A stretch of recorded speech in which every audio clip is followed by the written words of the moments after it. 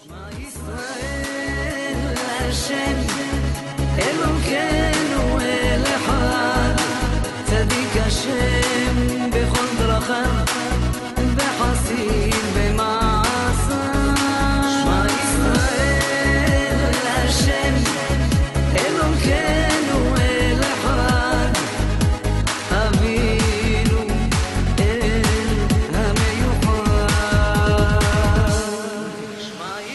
Torah, les mitzvot, c'est l'antidépresseur.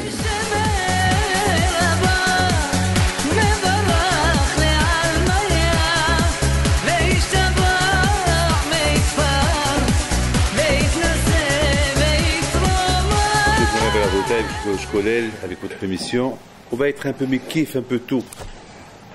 On va essayer de comprendre un peu tous ces parachiotes que nous avons lus, surtout maintenant nous sommes à quelques jours, quelques semaines avant Tisha B'Av. Et tout à l'heure, j'étais en train un peu de lire, et Bémet, j'ai trouvé beaucoup de connexions dans les parachiotes de ces jours-là. La faute d'Ibn Israël avec Moab, Be'abot Moab, Balak, tout le mal a commencé, Balak, qui voulait maudire les Ibn Israël. Les Ibn Israël, ils ont fauté avec les filles de Midian, de Moab. Et on voit Kadosh Baruch Hu, comment Kadosh Baruch Hu il avait de la peine. Et Kadosh Baruch Hu,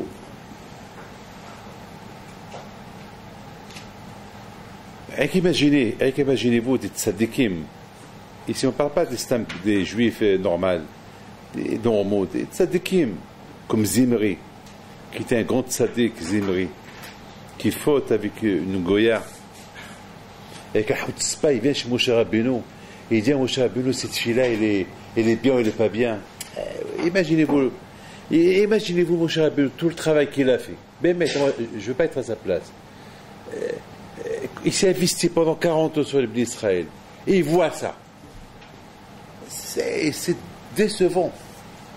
Quelqu'un qui a risqué sa vie pour eux.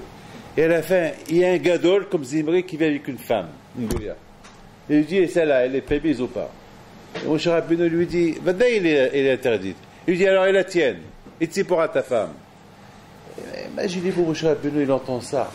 C'est ça le travail que j'ai fait en vous? Mais c'est décourageant. C'est décourageant de tomber dans un piège comme ça. Décourageant.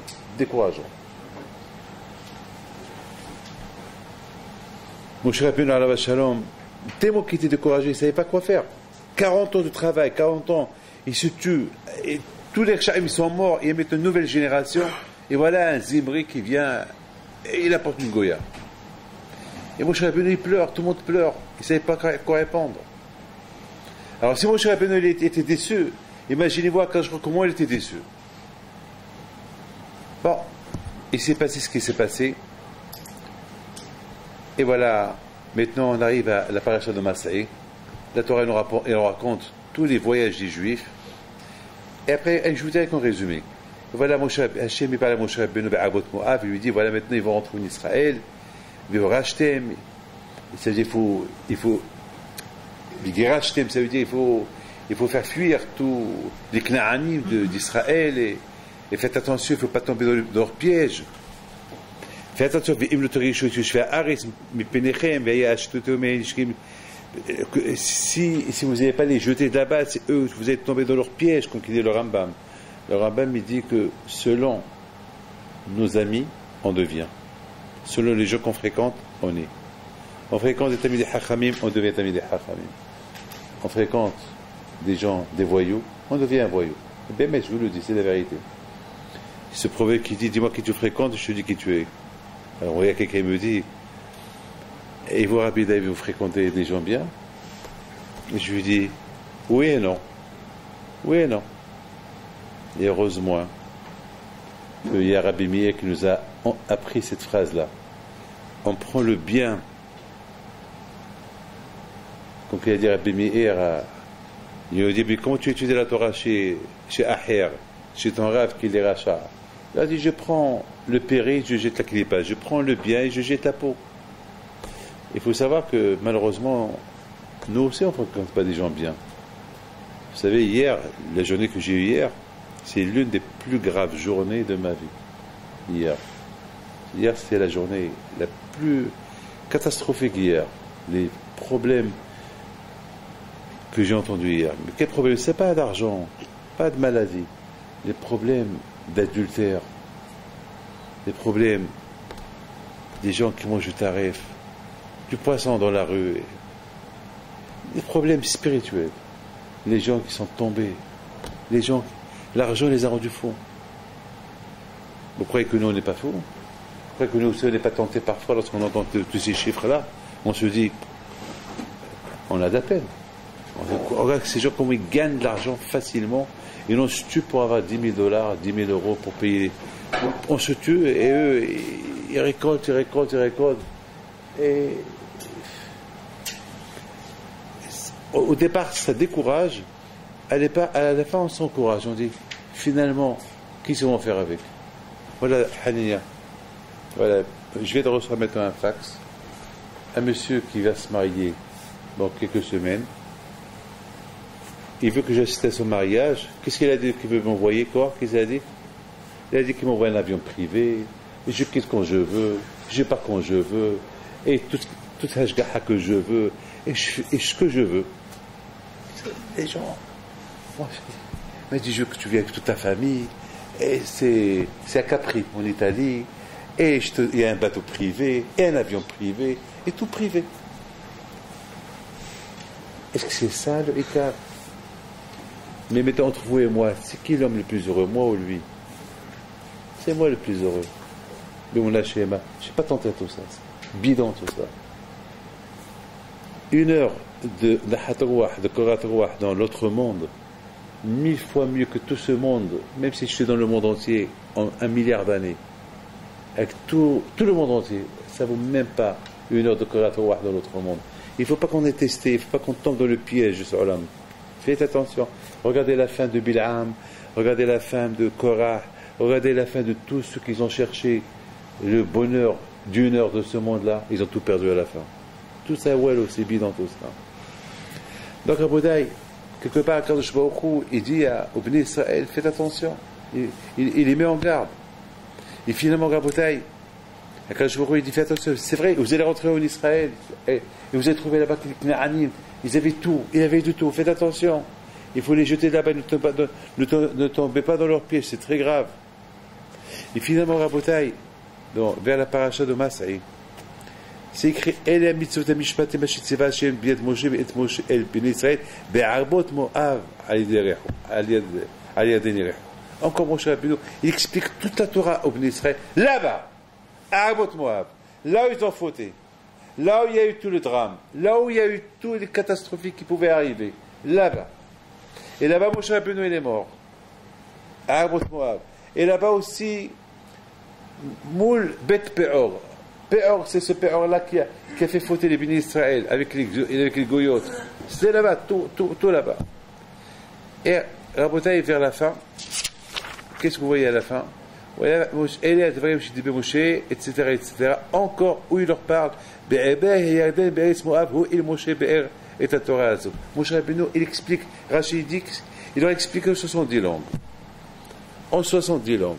Ça veut dire que dès là, ici, il y a un remède de l'exil. Pourquoi Israël parlait 70 langues? Il parlait que la Shona Kodesh. Pourquoi 70 langues? Rachid dit 70 langues. Le Seftei Hachamim, il explique, il dit comme ça, il dit, les ma'an tiyat Torah ptuha vigluya lechol bnei ish ashibatevel. Mais entre-temps, personne ne parle, tout le monde parle que l'hébreu, tout le monde parle que la Shona Kodesh. Mais déjà là, je pense là, Moshe Rabbeinu leur a dit, si vous ne respectez pas Torah mitzvot, vous allez être obligé d'aller en exil. Voilà, Rabotai, tout ce qui s'appelle en résumé. Et c'est la raison pourquoi ces parachutes tombent dans ces 3 semaines de Vena Mitzarim, qui veut dire, voilà, à la fin, malheureusement, on est tombé dans le piège, on est en exil. Et maintenant, nous avons une question que je vais vous poser. Dans la paracha, c'est écrit Tzor et Amidianim. Rashi dit Zchor. Il faut se souvenir qu'est-ce que les Midianim ils ont fait. On ne voit pas que Hachem a puni les Moavim. On a vu que Hachem a puni les Midianim. Bon, Hachamim disent que les Moavim, à cause de Ruth qui va sortir, Ruth et Naomi, et Nahama, accompagné, mais ça c'est Hachamim. Mais même moi, je ne veux pas rentrer dans Hachamim. Je vais essayer de comprendre pourquoi que les Midianim. Qu'est-ce qui se passe avec les Midianim? Pourquoi les Midianim seuls? Ce qui est incroyable, c'est qu'on voit que Akadosh Baruch Hu dit à Moshe Rabbeinu, Moshe, il faut que tu venges tout ce qu'ils ont fait les Midianim des Béni Israël. Ils ont fait fauter les Béni Israël. Il faut que tu te venges. Il faut que tu fais la guerre. Zechor. On a vu qu'Akadosh Baruch Hu, il a insisté à ce que les Midianim ils soient punis. On va essayer de comprendre pourquoi. Bilam.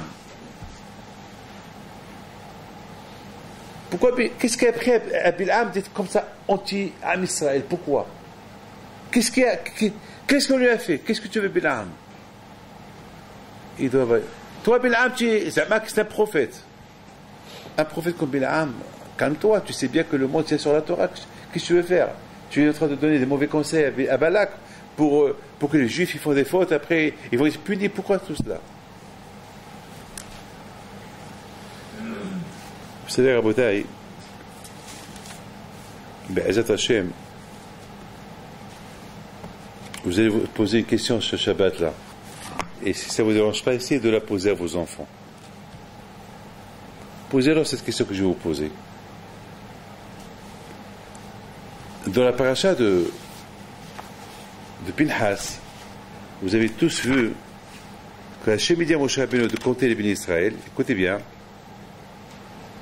À partir de 20 ans, comptez-les. Et après, on commence à les compter. Mishpahat Hanouchi, Mishpahat Paloui, Mishpahat Karmi. Et Rashi sur place, qu'est-ce qu'il dit?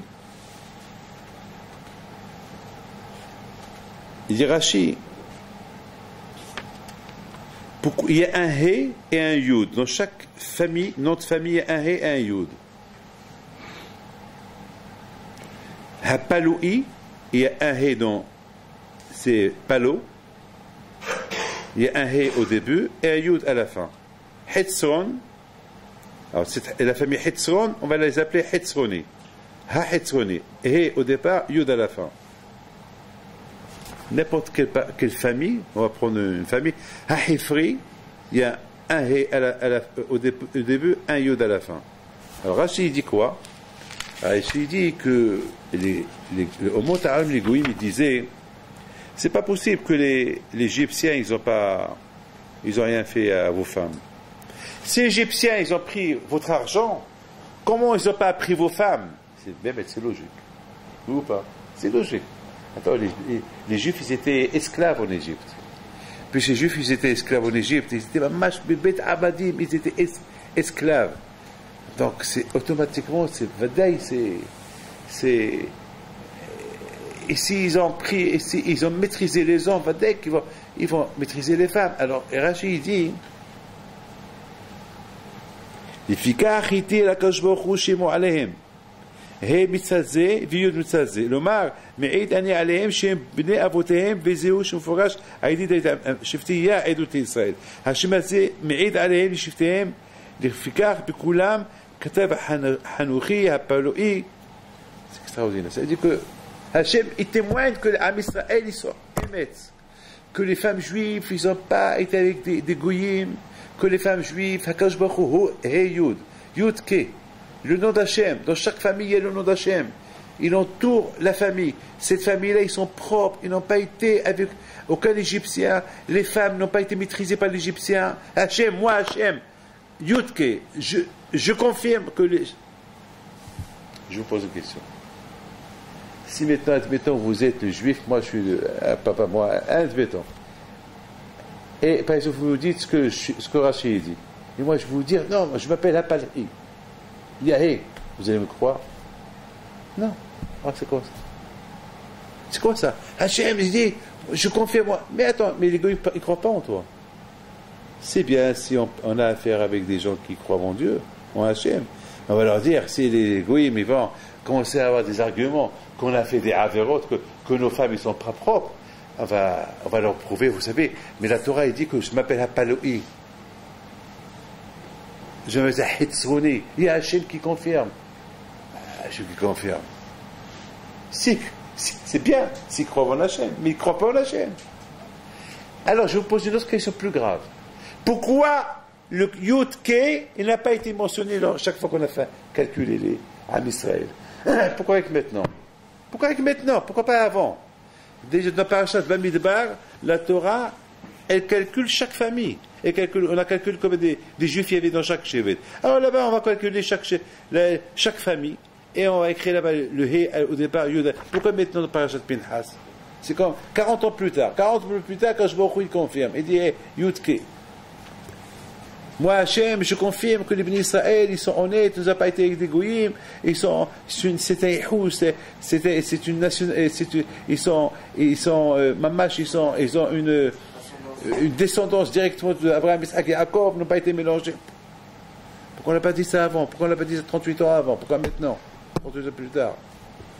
Je voudrais, mes amis, vous raconter quelque chose, mais écoutez ce que je vais raconter. Vous savez, dans la vie, on passe des trucs, on voit, la Torah est extraordinaire. Une fois, j'étais au bureau, il y a longtemps de ça, il y a un monsieur qui vient chez moi en short. Je ne sais pas si c'était à Nice, je ne me trompe pas, je crois que c'était à Nice. Je crois que j'étais chez Rav Mergui, je recevais là-bas. C'était à l'époque, maintenant je ne vais plus là-bas. C'est pas. Il y a un monsieur qui vient en short. Et il m'a bien bronzé. Et il rentre avec sa belle-mère, taille bien bronzée. Et les vieilles, moches. Elle était habillée court. Et je commençais à lui dire, c'est ta femme. Lui était jeune. Je lui dis, c'est ta femme. Je voulais le piquer un peu. Je lui dis, c'est ta femme. Il dit, non, c'est ma belle-mère. Ah, ta belle-mère. Et ta femme, elle est où? Ah, ma femme, elle est dehors, elle ne peut pas rentrer, elle n'est pas bien habillée. Et je lui dis, Zamak, ta belle-mère, elle est bien habillée. Hein? Je lui dis, et ta belle-mère? C'est-à-dire, si la belle-mère est habillée comme ça, alors la fille. Alors je lui dis à la belle-mère, tu fais concurrence à ta fille? Ta fille peut-être, elle est jeune, mais toi tu es vieille. Mais tu t'es vu comment tu es? Tu es brûlé, le soleil. Pourquoi tout ça? Pourquoi tu fais tout ça? Pour qui? Où est ton mari? Mon mari il est mort. Ah, ton mari il est mort. Et pour qui tu bronzes? Pourquoi ça?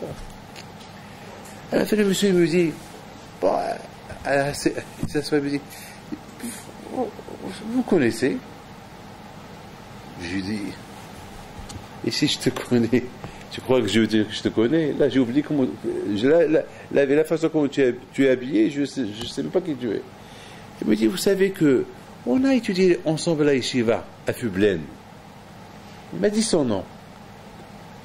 Je dis, il m'a dit, on dormait dans la même chambre. Et tu avais toujours un bâton, comme mon cher Rabbeinu. C'est vrai, quand j'étais jeune, j'avais toujours un bâton. J'avais toujours un bâton de mes mains, toujours. Il me dit, une fois tu m'as frappé, tu l'as cassé sur moi. Je dis, Hava, si j'avais mis ton ce bâton, je l'aurais cassé comme. À la fin, il me dit, vous savez, beaucoup de Français disputaient, vous et moi, parce que vous êtes le petit-fils de Rabbi Impido, moi je suis le petit-fils de tel et tel. Je dis, ah bon, vous êtes le petit-fils de tel et tel. Il me dit, quoi, vous avez oublié? On a le même âge. Je lui dis, entre vous et moi, toi, je me rappelle de toi. Et toi, je te connais. Mais ne passe pas par le billet de ton grand-père. Laisse ton grand-père tranquille. Ton grand-père, c'est ton grand-père. Toi, c'est toi. Parce que si tu dis que tu es petit-fils de tel et tel, tu dégrades ton grand-père. Parce que ton grand-père, c'est un tzaddik. Toi, tu n'es pas ce que tu es. Malheureusement. De la façon, comment tu es. Tu me dis ta femme, comment t'as pas honte. Alors toi, tu as fait la yeshiva, c'est ça. Comment tu peux parler comme ça? Comment tu peux parler comme ça, je lui dis. C'est comme Rabotai Esmevenir. J'étais à un mariage en Israël. Il y avait avec moi William Marciano. Mais avant que je suis rentré à ce mariage, je dis à William, tu sors, je veux que tu sois sûr que là-bas c'est Tsniaout. Sinon je ne peux pas rentrer. Ils ont fait ça dans un grand hoksha, dans un jardin climatisé, un grand jardin. Il faisait très chaud d'Israël la semaine dernière. Et finalement, Rabotai, William il ressort, il me dit, Rabbi David, ça va pas. Alors, je lui dis au Balabès que je suis là et que je ne vais pas rentrer. Moi qui viens, que je leur souhaite mes atomes, je suis de Bracha, je suis venu pour eux pour 24 heures, maintenant je retourne. Balabès, il vient, je lui dis, je m'excuse. Il me dit, le Balabès, mais Rabbi David, c'est vous qui allez les marier, il y a beaucoup de grands rabbins qui vont venir, et là. Je dis, vous savez que c'est pas de Tsniaout. Il dit, je sais, mais ça, on va arranger. Je dis, qu'est-ce que tu vas arranger? Qu'est-ce que tu vas arranger? Il n'y a rien à arranger. Qu'est-ce que tu vas arranger? Il n'y a rien à arranger. Même, il n'y a rien à arranger. Et finalement, Rabotai, je lui dis, je te pose une question. Si maintenant Rabbi Haim Pinto, mon grand-père, il était à côté, tu lui aurais dit de rentrer? Il me dit non. Je dis, pourquoi lui non, moi oui? Quelle différence il y a entre lui et moi? Pourquoi lui il est spécial, lui il a une étiquette, moi j'ai une autre étiquette? Moi, je suis lui Pinto, moi je suis Pinto. Le contraire. Si Rabbi Haim Pinto, mon grand-père, me va rentrer, il va me donner 2 gifles. Comment? Lui non, moi oui. C'est quoi ça? Pourquoi? Lui il a une Torah et moi j'ai une autre Torah, c'est quoi ça? Et voilà, je vois des rabbanim, des grands rabbanim, très connus mondialement. Je les vois arriver. Bon, moi je dis, ah oui, on s'en va, on est parti. Mais j'ai laissé là-bas quelqu'un qui était à l'intérieur, à qui j'ai appelé pendant que je suis parti. Je lui ai dit, dis-moi, tous ces rabbanim sont restés là-bas? Il dit oui.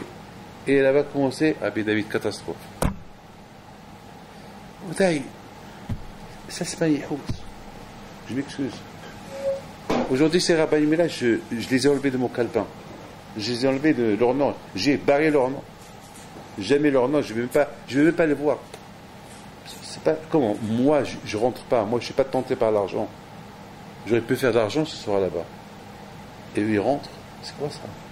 C'est quoi ça? Quoi, Zamak, il faut fermer les yeux. Même s'ils ferment les yeux, même Bracha Harona, ils ne peuvent pas la faire. Même les Sheva Brachot, ils ne peuvent pas la faire dans l'état où c'était. C'est pas possible.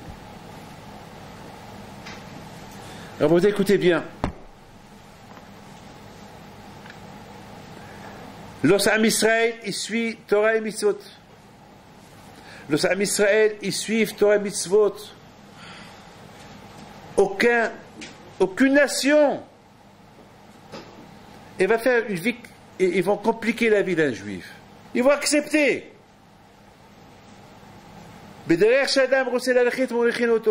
Lorsque toi tu suis le chemin de Akadosh Baruch Hu, tu n'as rien à craindre. Personne ne va t'embêter. Au moment Rabotai, quand en Israël, ils ne font pas le chemin d'Hachem, ils essayent d'imiter d'autres personnes, d'autres nations. Là, les nations vont se poser des questions. Regardez mes amis, tant que les juifs, ils n'ont pas fauté avec des femmes qui ne sont pas de leur religion, Hachem, il n'avait pas besoin d'associer son nom dans les familles. On a vu que Hachem, il les a comptés 2-3 fois, mais Hachem, il n'a pas associé son nom dans les familles. Mais maintenant que les juifs, ils sont partis avec des non-juifs, ils ont avec des zones, avec des filles prostituées, et que les Moavim, et les Ammoni, et les Midianiotes, ils sont prostitués à Shemishmo avec les Bnei Israël. Et les Bissa, ils ont fauté avec eux. Là, les Goïms, ils ont commencé à se poser des questions. Zimri, il a été avec une Goya.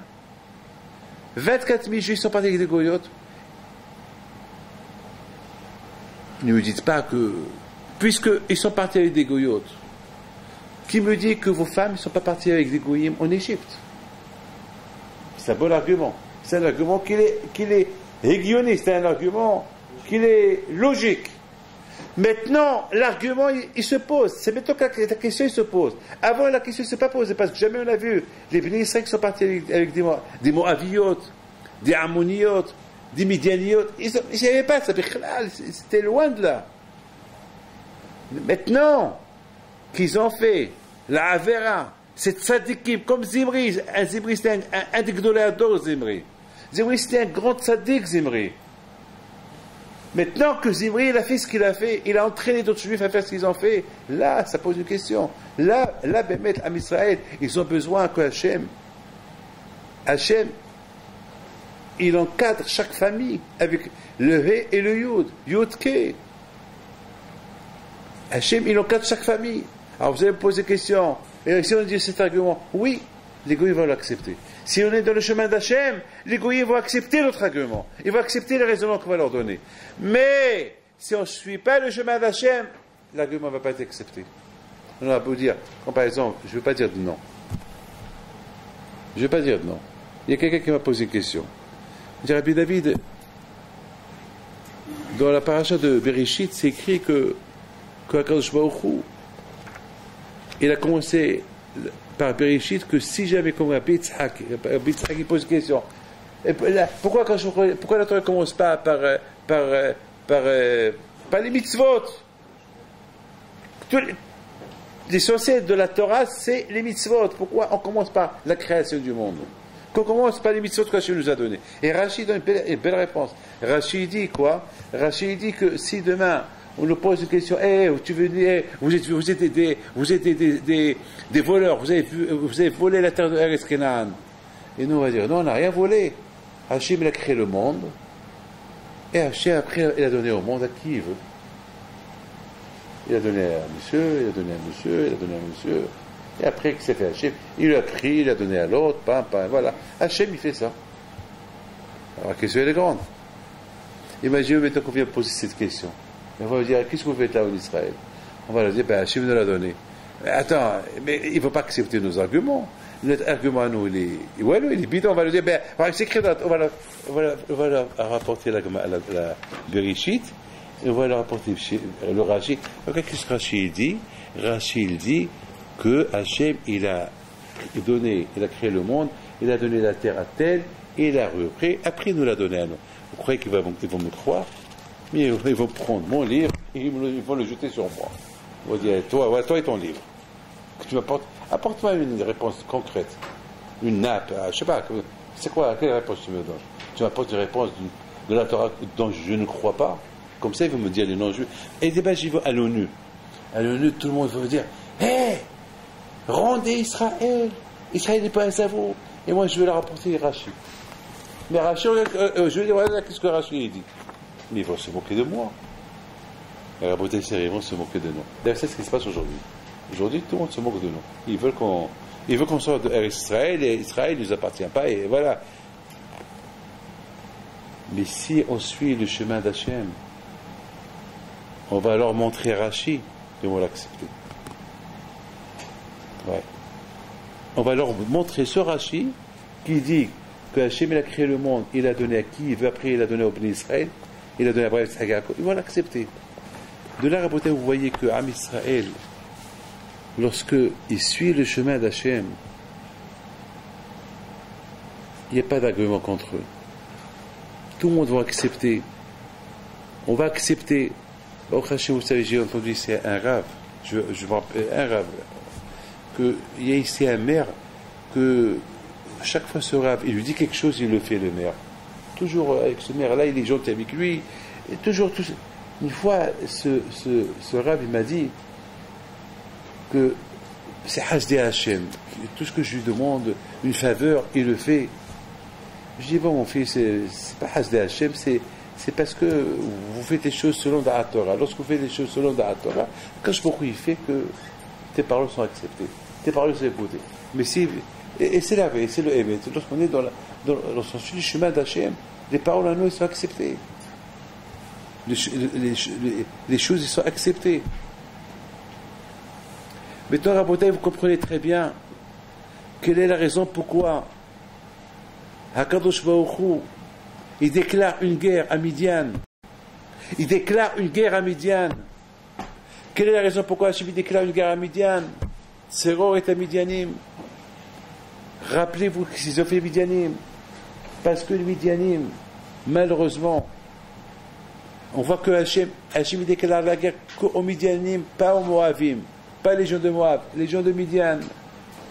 Et la raison, Raboutaï, pourquoi? Quelle est la raison? C'est parce que, mes amis, les Midianim, c'est vrai, Am Israël, Yashou Vashitim. Mais quand même, ils n'ont pas fait vite Torah les Gamré. C'est vrai, ils étaient fatigués, Msaken, les pauvres, avec 38 ans, 40 ans dans le désert. Yashou Vashitim. Ils se sont assis, mais ils n'étaient pas des Shaim quand même. Qu'est-ce qu'ils ont fait, les Midianim? Ils ont profité de ces moments de détente de l'Am Israël. Ils ont envoyé les femmes. En envoyant les femmes, ils les ont ralentis de leur étude. Et les conséquences étaient grandes. Je voudrais, mes amis, vous dire une chose. Alma harba Yerushalayim al ozvam torati. Dans quelque temps, vous allez lire ça. Dans la Megillah de Echa. Alma harba Yerushalayim. Même Hachamim disent que Hachamim les Nevi'im, ils ont essayé de comprendre pourquoi, quelle est la raison. Et chacun a voulu essayer de comprendre quelle est la raison. C'est ce que je leur a dit, parce qu'aucun ne pouvait comprendre. Yerushalayim, qu'elles soient détruites, mais c'est pas possible. La maison d'Hachem, c'est quoi? C'est impossible. Alma, Matsiba, c'est quoi la raison? Aucun n'a essayé de trouver pourquoi a été détruite. Pourquoi? Yerushalayim, la maison d'Hachem. L'exil, pourquoi? Lama, pourquoi? Et voilà, quand je vois il dit, lui-même, il a dit, Al Ozbam Torati. C'est grave, hein? C'est grave ça, Al Ozbam Torati.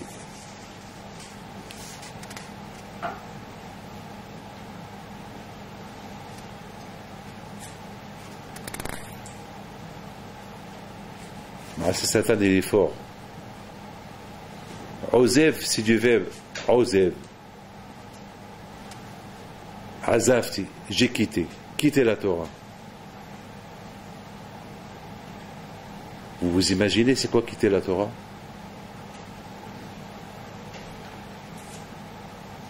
Quitter la Torah, c'est grave. Je ne comprends pas comment ils ont pu faire ça. Alma harba Yerushalayim al ozvan torati.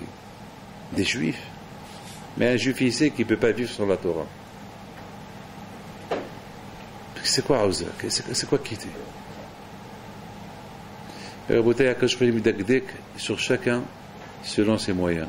Ici on ne parle pas Rabotai, vous savez très bien que les juifs de l'époque de Beth Amikdash étaient des grands juifs. Hein? Si on parle de Yeroboam ben Nebat, que lui connaissait toute la Torah, la Gemara dit que Yeroboam ben Nebat, si on prend tous les Hachamim de son époque, ils étaient Kiklipat Hashum devant lui. Ils pouvaient prendre Amar et les traduire sur 24 façons. C'est inimaginable. Les gens d'avant, comment ils étaient Hachamim. C'est inimaginable.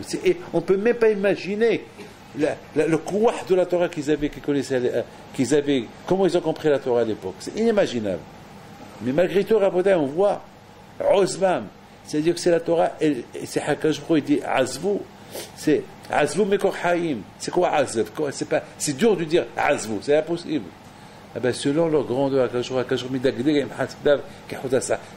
la grandeur, comment ils étaient, eh ben, ça s'appelle Azvu. Ça s'appelle ils ont quitté. Et pour ça, le Beth Amikdash a été détruit.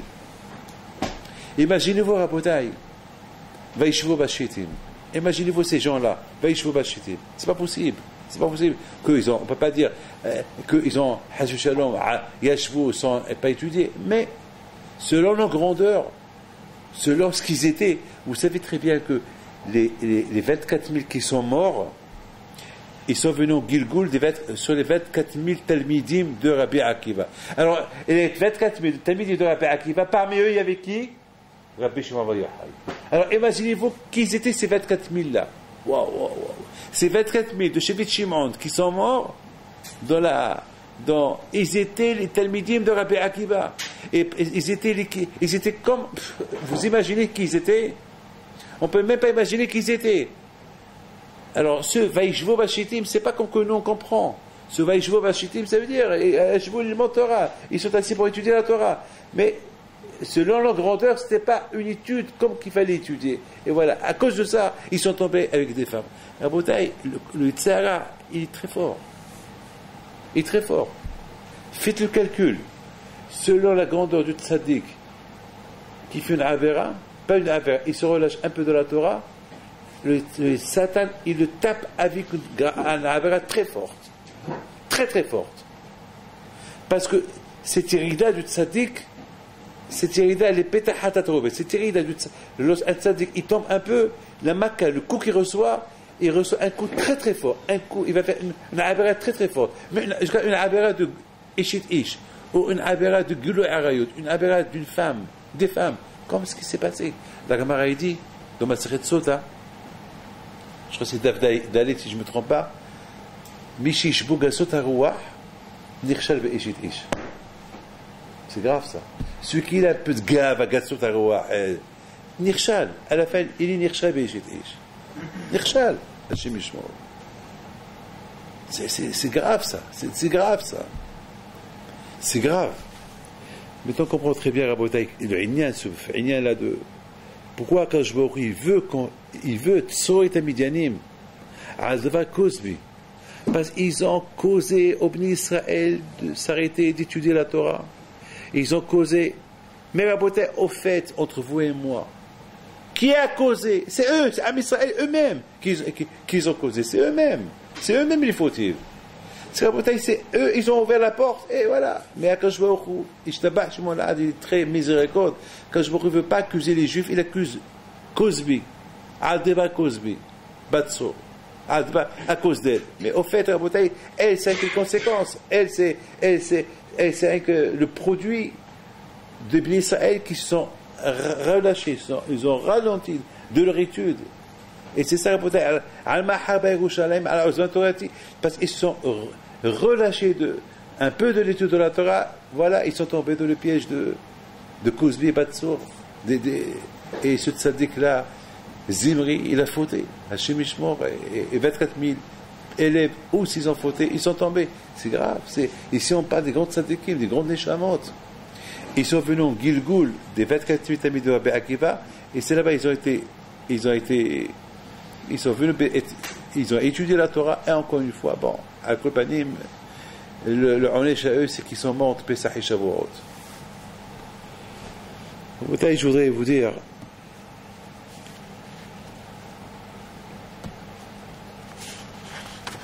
combien il faut faire attention. Hilul Hashem. Combien il faut faire attention à Botaï. Le Hilul Hashem de Zimri. Le Hilul Hashem, que Hashem maintenant il doit se justifier.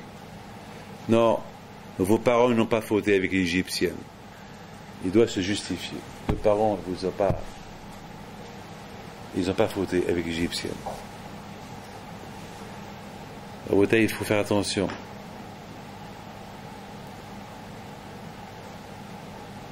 La faute, et je termine avec cela. Combien il faut faire attention à Botaï.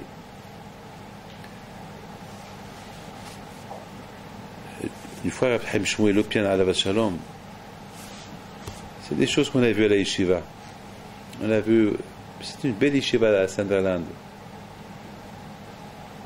Et lorsqu'il est rentré au Beth Midrash, il rentrait doucement. Parfois, il marchait sur les bouts du pied pour ne pas faire du bruit. Et lorsqu'il voyait quelqu'un qui se lève les mains pour le voir, après il se lève devant lui, il va vers lui dire, qu'est-ce que tu lis? Donc, comment tu as compris ça? Parfois, il rentrait pour prendre un livre, il reste au Beth Midrash 1 heure, 2 heures. Pourquoi? Parce qu'il ne veut pas être Gorem Bito Torah, il ne veut pas être la cause un peu de Bito Torah, d'un Bahou Yeshiva. Regardez la Rabotaï. les Bnei Israël, ils se vaishvu, bashitim, vayahel, ha'am liznot. Vous avez bien remarqué, Rabotai, que beaucoup de fois on dit ha'am, ha'am, ha'am, après on parle des Nikom, après Hachem, il utilise le mot Israël, il dit plus ha'am. C'est-à-dire, Rabotai, il y a une grande différence entre le peuple et Israël, il y a une grande différence. C'est-à-dire, Rabotai, vayahel ha'am liznot, le peuple, les petits, ils ont commencé à fauter, et après Hachem, il ne punit pas que le peuple, il punit même les Bnei Israël. Hachem Ishmor. Vayahel ha'am. Vaishvu bishitim, ils sont un peu relâchés. Alors s'il y a un peu de relâchement, tout de suite, la personne, elle devient houline. Elle devient ordinaire, il tombe d'un autre monde. Regardez Rabotai, Rabbi Nevat. Il est un grand tzaddik. Le kavod, il l'a emmené à faire ce qu'il a fait. Regardez Rabotai, Bil'am ben Be'or, il était un prophète. La gava, la kin'a, la gava, l'orgueil, où il l'a emmené. Regardez Rabotai, Aher, le maître de Elisha ben Abouya, le maître de Bibi Ba'alanes, il était un grand ami de Haram. Un grand ami de Haram. Et Bevader, Rabotai, il n'est pas tombé comme ça. Les Hachamim me disent que Elisha ben Abouya, selon la grandeur qu'il était, il lisait les livres philosophiques. Une fois il marchait, Hachamim, la Gemara dit, et un livre est tombé. Et un Hacham, il a levé le livre. C'était un livre, Goy, un roman, une histoire. Qu'est-ce que tu as besoin de ça? Il y a beaucoup de gens qui veulent se détendre, ils lisent n'importe quoi. N'importe quoi. Ce n'importe quoi, ils peuvent embrouiller leurs idées. S'ils ont des idées kadosh, il y a beaucoup de gens qui ont des problèmes d'émouna. Et qui font un hijou nefesh. Pourquoi ils ont un problème d'émouna? Qui voient qu'est-ce qu'ils lisent. Et c'est ça, ce qui s'est passé avec Elisha ben Abouya. Elisha ben Abouya, c'est comme ça. La Gemara dit pourquoi il est devenu athée? Parce qu'il lisait des livres qu'il ne fallait pas lire. Parce que tu ne peux pas lire Essa Issa, tu ne peux pas lire la Torah, tu mikadesh, tu mitkadesh avec les histoires de la Torah, avec l'étude de la Torah, après tu lis ça, c'est une contradiction, c'est impossible. Ça ne colle pas, ça ne marche pas. Il est tombé. Il est tombé. Mais en résumé, il faut savoir une chose, que la faute des Moabim, que la Torah veut que Moshe Rabbeinu il leur fait la guerre, c'est parce que Hat'u ve'ihti'u. Non seulement Elohim shel Elo sonizimahu, envoie leur des femmes. Attends, ils sont tzadikim. Ils sont tzadikim. Ils vont entrer en Eretz Israël. Toi, pourquoi tu fais ça? Hoté ou marté. Non seulement que lui il fait des avérotes, il veut pousser un autre à faire une avéra. Il veut passer. Il a peur qu'il va être mébatté quelqu'un du vrai Torah. Il va aller doucement. Entre-temps, sur quelqu'un qui s'est levé, il va lever. Alors, tu t'es levé, comment tu comprends ça? Tout de suite, pour réparer un peu ce laps de temps qui s'est levé, il va étudier avec lui. Pour ne pas être shalom que, on va dire, alors, le bien, après 120 ans, tu as été goré quelques secondes de Bitotora à ce monsieur-là parce que tu es passé au plein moment qu'il était en train d'étudier. Ces Midianim, Garmon, ils ont causé au Bnei Israël de faire Bitotora en allant avec eux. Ils disent, mais qui il a fait, de qui vient la faute des Bnei Israël? Mais Akadosh Baruch Hu, il cache.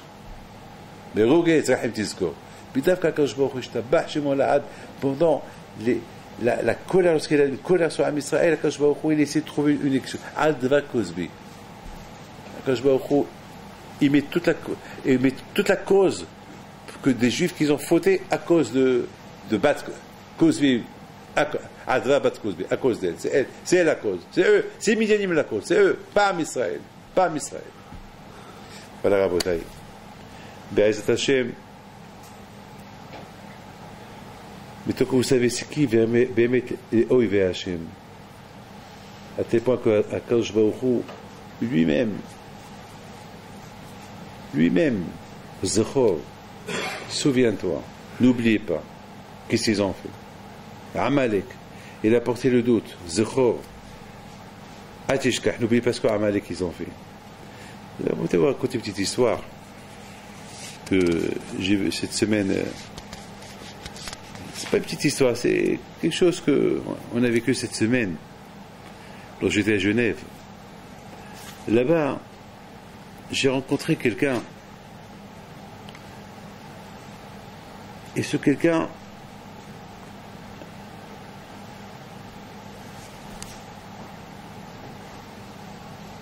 le problème qu'il a, c'est qu'il n'arrive pas à se concentrer lorsqu'il fait sa prière. Mais au moins, il est venu à demander, il a parlé.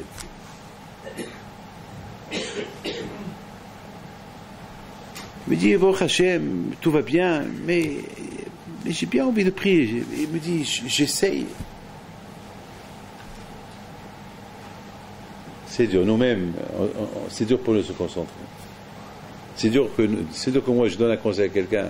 Moi, beaucoup de fois, je commence ma prière à la rue du Plateau et je la termine je la termine en Australie. C'est dur, il faut se rappeler, il faut se rappeler. Pour ça, à chaque fois, je dis, beaucoup de fois, mais malheureusement, c'est comme ça. Il faut faire. Bon, je lui dis, mais à combien tu n'arrives pas à te concentrer au début, à la fin, au milieu, comment?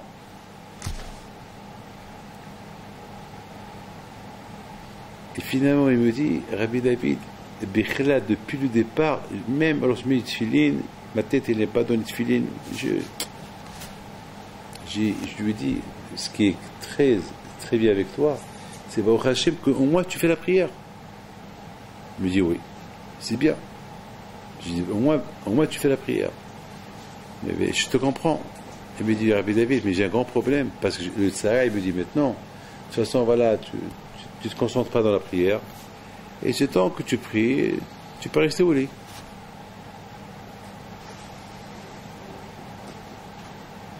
Alors, est-ce que vous pouvez m'aider et me dire, au moins que je goûte un peu la prière? Vous savez qu'est-ce que je leur ai dit? Je lui ai dit, je te comprends. Tu es trop pris dans les affaires. Et les affaires, c'est les affaires. Et tu penses à l'argent. Et je pose une petite question. Je peux savoir combien tu as? C'est dur de poser ça à quelqu'un. C'est comme si je dis à Rav Shach, à la Shalom, tu peux me dire combien?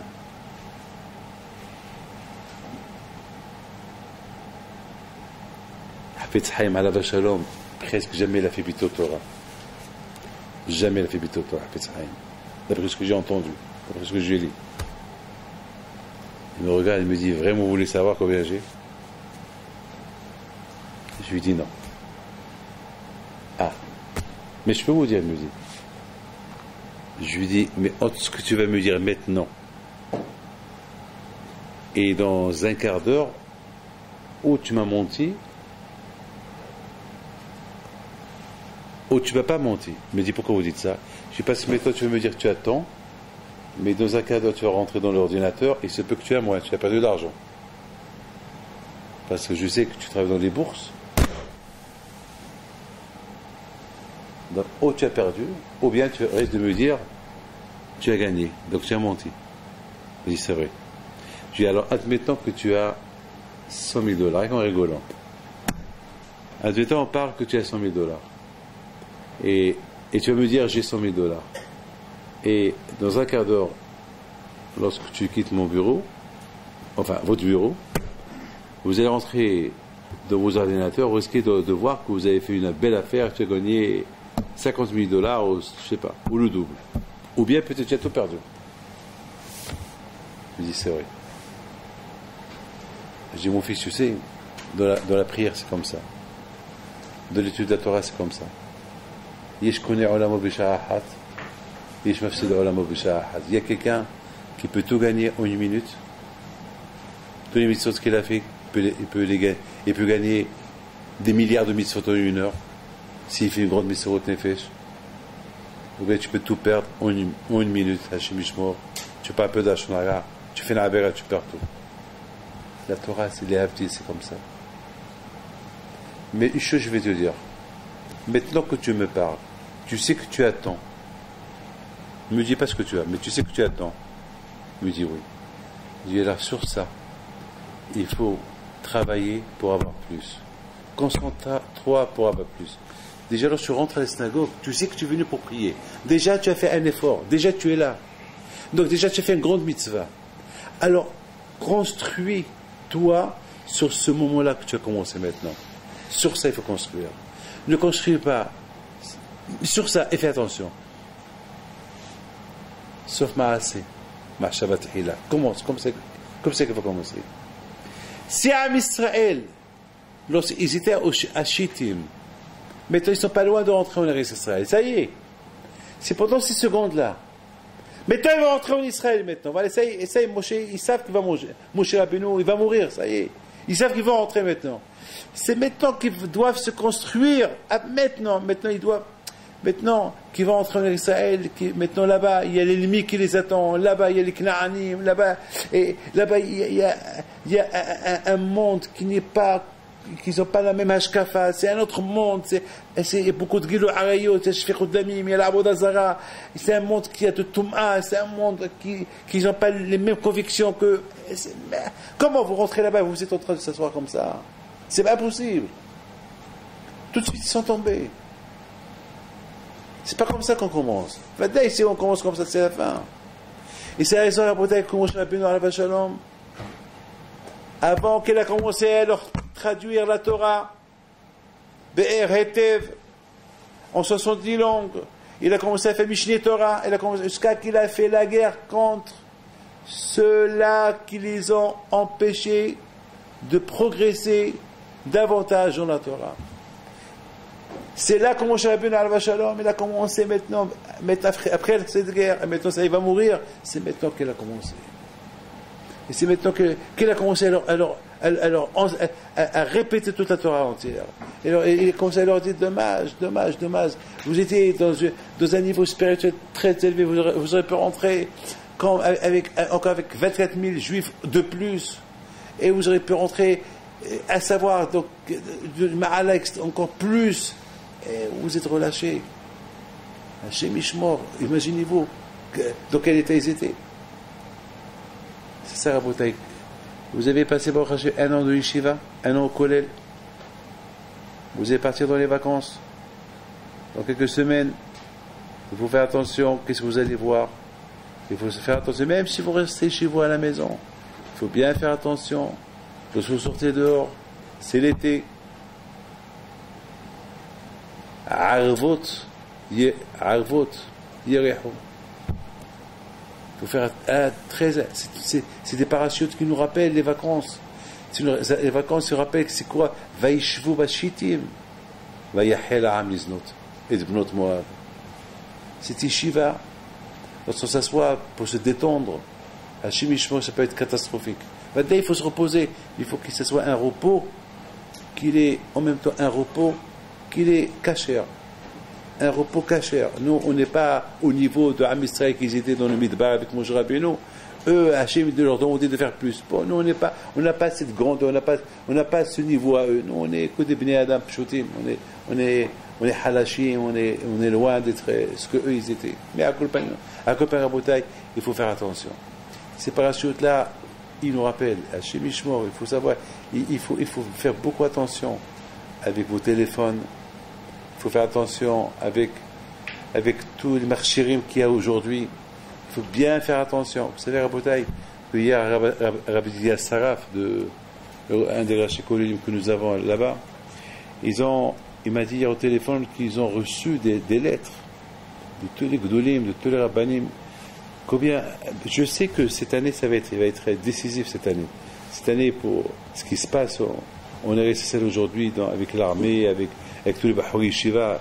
Vous savez, je vais vous dire quelque chose que j'ai dit. Ce que je vais vous dire aujourd'hui, ça s'est écouté en Israël. Aujourd'hui, on le répète beaucoup de ma part. Bon, vous allez peut-être là-bas en Israël, vous allez même voir ça dans les journaux. Haridim là-bas. J'ai dit une phrase elle m'a échappé de la bouche, et je l'ai dit dans une siha, et dans cette siha, il y avait là-bas un Rosh Shiva là-bas au collège, il a été la répété au Gdolim, et ça se répète.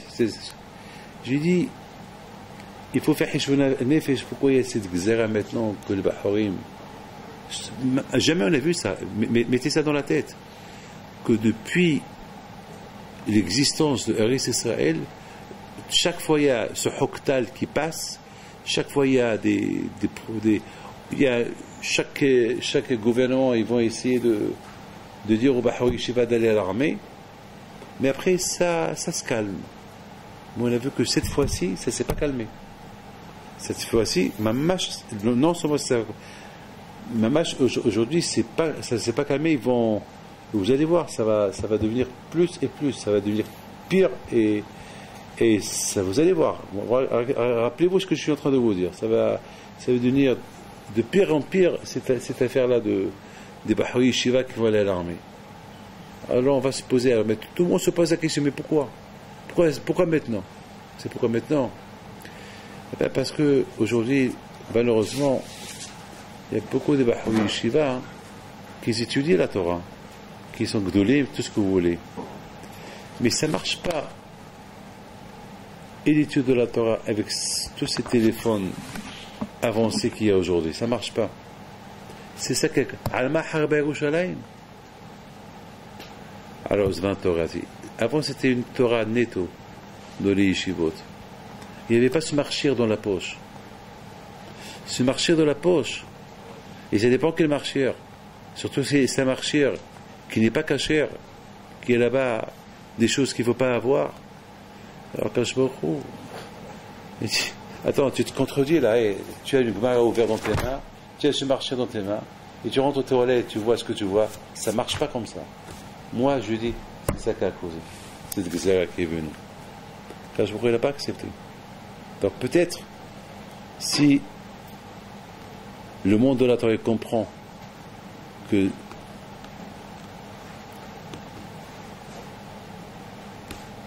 vous savez, nous on n'est pas dans le monde de la Torah ici en France, et là en France, mais lorsqu'on parle des yeshivot qui est en Eretz Israël, ça c'est ce qu'on appelle le monde de la Torah. C'est un monde. Vous savez, hier, ce médaille jeudi soir dernier, j'étais au Shalaim, et en face la yeshiva à nous, il y a une yeshiva de Rav Betal, comment il s'appelle, Da'at Haïm.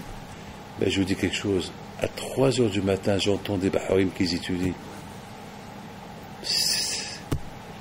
Pendant 1 heure, je suis resté au balcon en train de voir. 3h du matin. Mais ça criait. Je me suis rappelé, c'est jeudi soir. Il y a beaucoup d'échevaux de jeudi soir qui ne dorment pas. Mais ça m'a... J'ai dit à Kadosh Baruch Hu, j'ai dit à Hachem, tu vois, regarde, bon, ça va. Il y a 1 ou 2 qui ont un téléphone, mais regarde, à 3h du matin, 4h du matin, quand même. Pour cela, tu vas pas faire à Kadosh Baruch Hu, Hashu Shalom, que cette Gezerah, elle vient. Rabotai, Bémet, il faut qu'on choisisse qu'est-ce qu'on veut. C'est la raison, Rabotai, pourquoi je vous dis ça. Il faut bien faire attention, Rabotai, si vous voulez progresser dans la Torah. Il faut faire attention à ce que vous voyez. Il faut faire attention à ce que vous lisez. Il faut faire attention de ces marchés que vous avez. Il faut faire un tri. Il faut savoir que vous n'avez pas besoin de ces marchés-là. Il y a ceux qui les ont parce qu'ils ont besoin pour un travail, mais il y a ceux qui n'ont pas besoin. Et si vous n'avez pas besoin, ça peut être un mirchol, ça peut être un chimichfor, comment on dit un mirchol, un piège. Ça peut être un piège. Voilà, mes amis. Alors je vous dis au revoir et à bientôt vers Hachem. Je vous souhaite de bonnes vacances. Et non, pas maintenant, vous avez encore quelques semaines. Mais, parce que moi je voyage la semaine prochaine. Alors c'est pour cette raison, je vous dis, je vous souhaite beaucoup de chizouk, vous aurez tous la smicha, génération, et discours d'Avoda et Tagelvat. Allez.